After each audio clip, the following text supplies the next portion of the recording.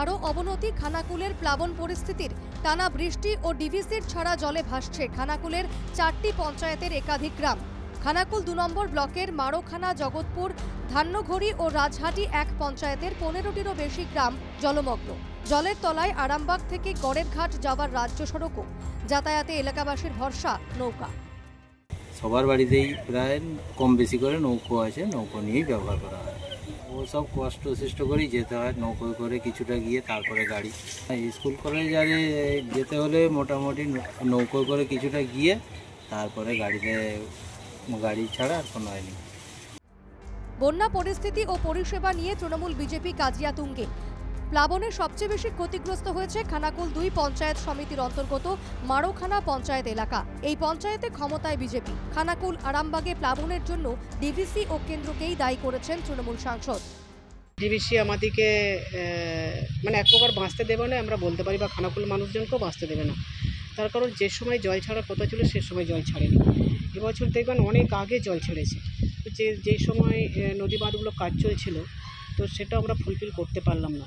তো যেই জিপিগুলো আপনারা এই মুহূর্তে আপনারা বলছেন ধান্যঘড়ি, মারোখানা, জগৎবল্লভপুর, সেটা নিয়ে আমরা খানাকুল 2 ব্লকে আমরা বসেছিলাম এরপরে সভাপতি সহ।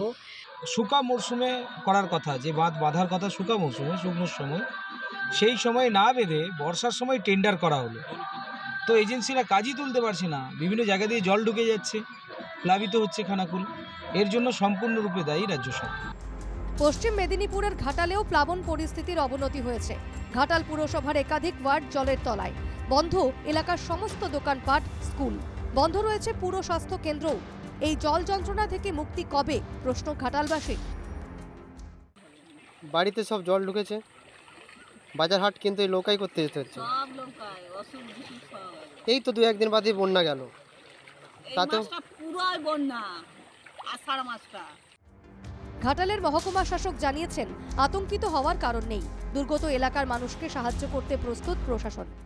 একদিকে গালুডি, একদিকে ডিভিসি হুড়ুড় করে ঢুকছে, আরেকদিকে প্রকৃতি মায়ের রসিকতা এবং রেগে গেছে প্রকৃতি মা, এই হুড়ুড় করে নামছে। আমরা খালি প্রার্থনা করি বৃষ্টিটা একটু কমুক। তো জলস্তর কিন্তু ধীরে ধীরে বাড়ছে, কিন্তু বাড়ার গতিটা খুব কম। আতঙ্কিত হবেন না, রাতের মধ্যে খুব বেশি জল বাড়বে না, যদি বাড়ে খুব সামান্যই বাড়বে। সাবধানে সবাই থাকবেন, সাপের কামড় থেকে নিজেকে বাঁচিয়ে রাখবেন। সাপ দেখলে আমাদের খবর দিন, আমাদের কাছে নৌকা আছে, আমরা নৌকা করে গিয়েও সাপ ধরে আনতে পারবো। প্রশাসন প্রস্তুত আছে বন্যার সঙ্গে লড়াই করার জন্য, ঘাটালের মানুষজনও প্রস্তুত থাকে। বৃষ্টি চলতে থাকায় ফের জল ছাড়ছে ডিভিসি। এই অবস্থায় নতুন আশঙ্কায় খানাকুল ও ঘাটালবাসী। এরই মধ্যে ঘাটালের সাংসদ দেবের দেখা না মেলায় ক্ষোভ চড়ছে দুর্গতদের। হুগলির খানাকুল থেকে তুহিন পাত্র এবং পশ্চিম মেদিনীপুরের ঘাটাল থেকে অলোক সাঁতরার রিপোর্ট, NKTV বাংলা।